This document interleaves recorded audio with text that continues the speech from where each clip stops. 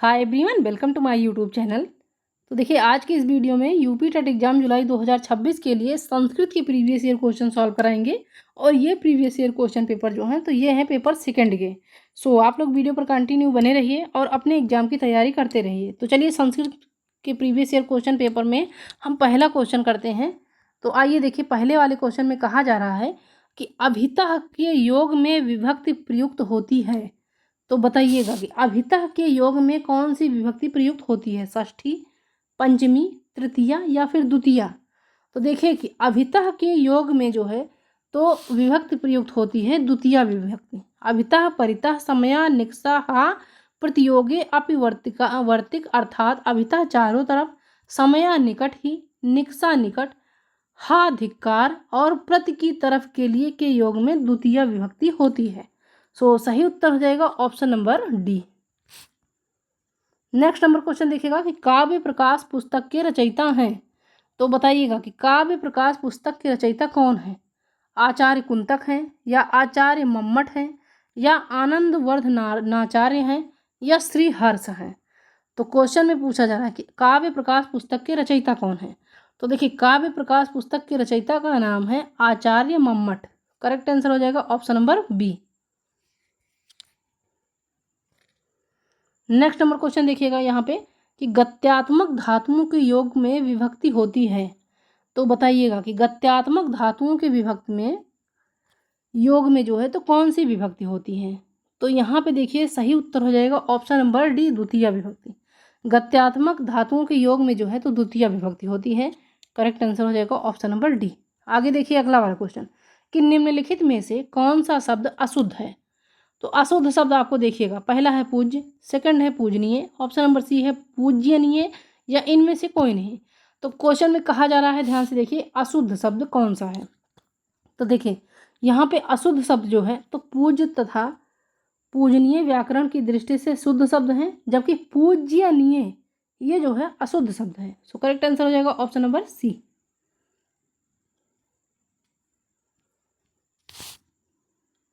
अब देखिएगा अगला वाला क्वेश्चन, छात्रः उपविशति है। तो छात्रः उपविशति है कृतवाच्य, कर्मवाच्य, भाववाच्य, या इनमें से कोई नहीं। तो छात्रः उपविशति है, इसमें होगा कृतवाच्य, यानी सही उत्तर हो जाएगा ऑप्शन नंबर ए।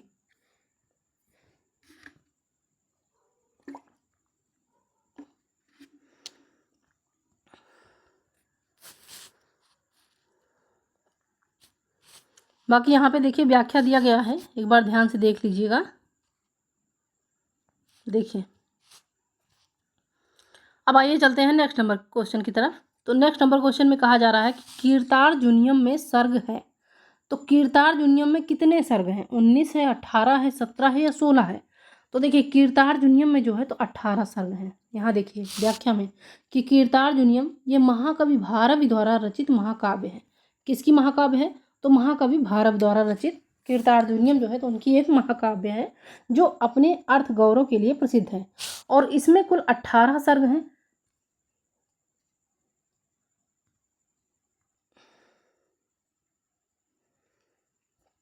और देखिएगा इसमें कौरवों पर विजय प्राप्त के लिए अर्जुन का हिमालय पर्वत पर जाकर तपस्या करने और किरात वेशधारी शिव से युद्ध और प्रसन्न शिव से पाशुपत अस्त्र प्राप्त करने का वर्णन है। सो करेक्ट आंसर हो जाएगा ऑप्शन नंबर बी। कीर्तार्जुनीयम में सर्ग कितने हैं, तो कीर्तार्जुनीयम में 18 सर्ग हैं। किसकी रचना है, तो महाकवि भारव की है ये। नेक्स्ट नंबर क्वेश्चन देखिएगा, नाट्याख्यम पंचमम वेदम यह कथन है। तो नाट्याख्यम पंचमम वेदम यह कथन किसका है, भरत मुनि का है, अश्वघोष का है, श्री हर्ष का है, या फिर शूद्रक का है। तो देखिएगा यहाँ पे कि नाट्याख्यम पंचमम वेदम यह कथन जो है तो यह कथन है भरत मुनि का। यहाँ देखिए कि भरत मुनि ने अपने नाट्य शास्त्र में नाट्य को ऋग्वेद, यजुर्वेद, सामवेद व अथर्ववेद के बाद पंचम वेद की संज्ञा दी है। सो राइट आंसर हो जाएगा ऑप्शन नंबर ए। अब देखिएगा अगला वाला क्वेश्चन कि रुच्यर्थानाम प्रियमाणा सूत्र में विभक्ति प्रयुक्त होती है। तो रुच्यर्थानाम प्रियमाणा सूत्र में जो है कौन सी विभक्ति प्रयुक्त होती है, प्रथमा, द्वितीया, तृतीया, या चतुर्थी। तो देखिए रुच्यर्थानाम प्रियमाणाः सूत्र में जो विभक्ति प्रयुक्त होती है तो होती है चतुर्थी विभक्ति। सही उत्तर हो जाएगा ऑप्शन नंबर डी। अब देखिएगा अगला वाला क्वेश्चन। तो इस वाले क्वेश्चन में कहा जा रहा है कि नित्य नपुंसक लिंग वाचनानंतम समास होता है। तो नित्य नपुंसक लिंग वाचनांताः में कौन सा समास होता है? तो इसमें देखिए वो समास होता है अव्ययी भाव, यानी सही उत्तर हो जाएगा ऑप्शन नंबर डी। अब नेक्स्ट नंबर क्वेश्चन देखिएगा यहाँ पे कि अविद्या मृत्युम तीर्थवा विद्या मृत्यु मन सुनीते इस उक्ति का मूल स्रोत है। तो बताइएगा कि अविद्या मृत्युम तीर्थवा विद्या अमृत्यु मस नुते इस उक्ति में कौन सा मूल स्रोत है? तो देखिए इसमें मूल स्रोत है ईशवास्योपनिषद। ईशवास्योपनिषद करेक्ट आंसर हो जाएगा ऑप्शन नंबर बी, यानी कि विद्या चा अविद्या या यस्त देदो भयसः अविद्या मृत्यु तीर्थवा विद्या अमृतमश्नुते। यह श्लोक जो है तो ईश्वावास्यो उपनिषद का 11वां मंत्र है। इसमें विद्या और अविद्या का वर्णन है, जिसका अर्थ होता है कि जो अविद्या की कार्य प्रक्रिया तथा दिव्य ज्ञान के साथ साथ सीख सकता है, केवल वही बारंबार होने वाले जन्म मृत्यु के प्रभाव को पार सकता है और अमरता की पूर्ण वरदान का भोग सकता है। सो करेक्ट आंसर हो जाएगा इसका ऑप्शन नंबर बी।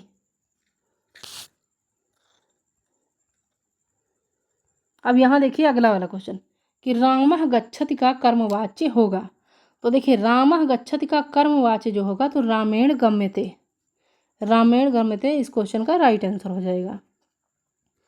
अब नेक्स्ट क्वेश्चन देखिएगा हितम मनोहारि चा दुर्लभम वचः सूक्त किस ग्रंथि का है? बताइएगा कि हितम मनोहारि चा दुर्लभम वचः ये सूक्त किस ग्रंथि की है? रघुवंशम की है, मेघदूतम की है या कीर्तार्जुनीयम की है या नीति शतकम की है?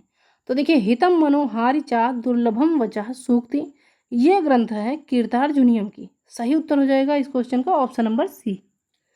देखिएगा कीर्तार्जुनीयम महाकाव्य के प्रथम सर्ग में महाराज युधिष्ठिर द्वारा नियुक्त किया गया वनेचर दुर्योधन के राज वृतांतों का ज्ञाता बनकर आता है और महाराजा युधिष्ठिर से कहता है कि आप मेरे प्रिय तथा अप्रिय दोनों वचनों को सहन करें, क्योंकि हितम मनोहारि चा दुर्लभम वचः अर्थात हितकारी तथा मनोहर वाणी दुर्लभ होती है।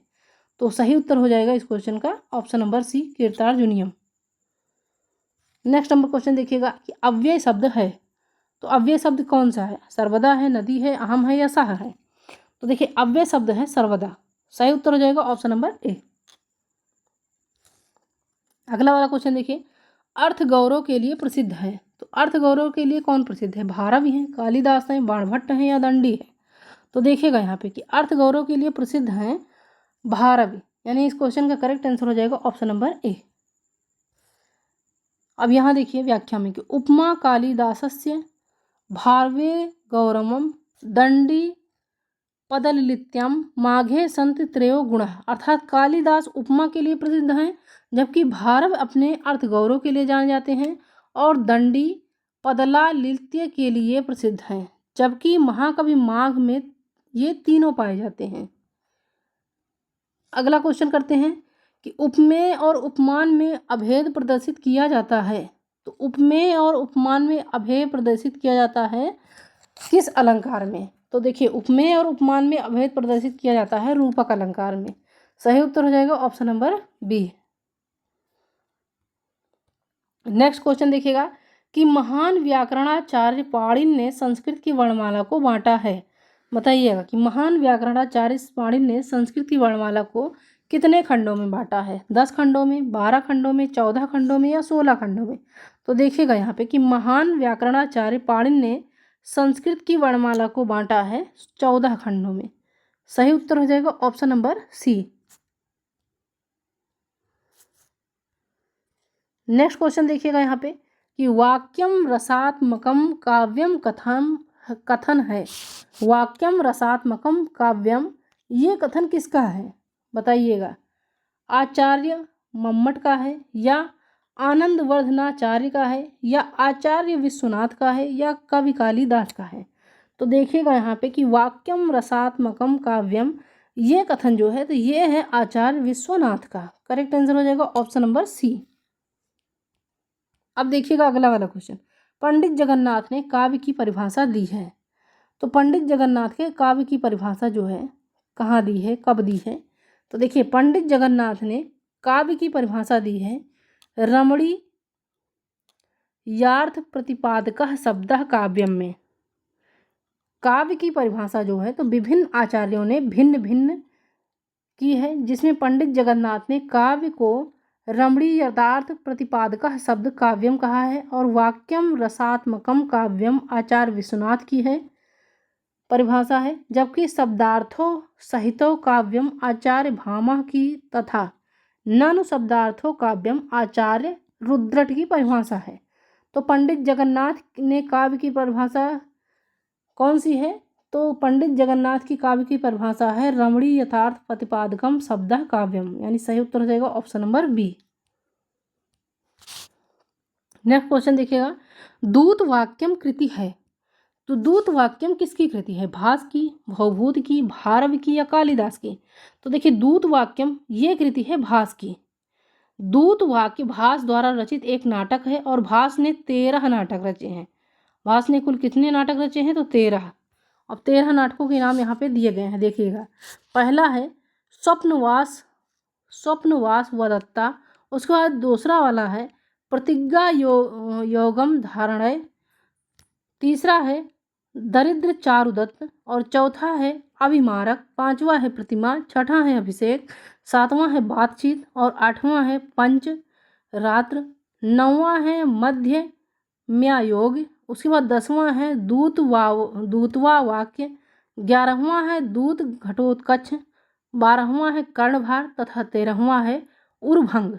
तो देखिए यहाँ पे कि दूत वाक्यम कृत किसकी है? दूत वाक्यम कृत जो है ये भास की है। सही उत्तर हो जाएगा ऑप्शन नंबर ए। अब देखिएगा अगला वाला क्वेश्चन, उमेशा शब्द में किस सूत्र के अनुसार संधि की गई है? बताइएगा कि उमेशा शब्द में जो है तो किस सूत्र के अनुसार संधि की गई है? इको यड़च, आद गुड़ा, खरच या तोरली? तो देखिए उमेशा शब्द में जो है तो उमेशा शब्द में उमह धन ईसा यानी आद गुड़ा सूत्र के अनुसार संधि की गई है। यहाँ पर आद गुणा से आ और ई के स्थान पर ए हुआ है। सो सही उत्तर हो जाएगा ऑप्शन नंबर बी। अब देखिएगा अगला वाला क्वेश्चन, पंचविंशति शब्द का हिंदी अर्थ होता है। तो पंचविंशति शब्द का हिंदी अर्थ होता है 25। सही उत्तर हो जाएगा option number B.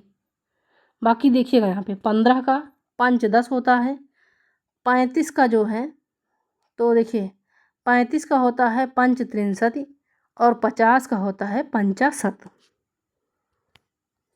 Next number question देखिएगा यहाँ पे, तो नेक्स्ट नंबर क्वेश्चन है कि भोक्तुम में प्रयुक्त प्रकृत एवं प्रत्यय है। तो भोक्तुम में प्रयुक्त प्रकृत एवं प्रत्यय कौन सा है? तो देखिए भोक्तुम में प्रयुक्त प्रकृत और प्रत्यय है भुज धन तुमुन, भुज धन तुमुन। सही उत्तर हो जाएगा option number A. Next number देखिए, हितोपदेशा में संधि है। तो हितोपदेशा में कौन सी संधि है? दीर्घ संधि है, गुण संधि है, वृद्धि संधि है या फिर यण संधि है? तो देखिए यहाँ पे कि हितोपदेशा में जो संधि है वो है ऑप्शन नंबर बी यानी कि गुण संधि है। करेक्ट आंसर हो जाएगा ऑप्शन नंबर बी। हितोपदेशा, हित धन उपदेशा बराबर हितोपदेशा। नेक्स्ट है भवभूति का संबंध है। तो भवभूति का संबंध किसके है बताइएगा? तो देखिए भवभूति का संबंध जो है तो उत्तर रामचरितम से है। करेक्ट आंसर हो जाएगा ऑप्शन नंबर डी। अगला नंबर क्वेश्चन देखिएगा, पीताम्बरम का विग्रह है। तो पीताम्बरम का विग्रह आपसे पूछा जा रहा है कि पीतम ता तत् अंबरम, यानी कि पीताम्बरम का विग्रह क्या है? पीतम चा तत् अंबरम। पीताम्बरम में कर्मधारय समास है और जिसमें पीत तथा अंबर में विशेषण विशेष्य भाव है और इसका विग्रह होगा पीतम चा तत् अंबरम, यानी पीताम्बर शब्द में कर्मधारय और बहुव्रीहि समास दोनों माना जा सकता है और पीला वस्त्र है जिसका अर्थात विष्णु बहुव्रीहि समास होगा एवं पीला वस्त्र में कर्मधारय समास होगा। तो पीताम्बरम का विग्रह कौन सा होगा? ऑप्शन नंबर ए हो जाएगा।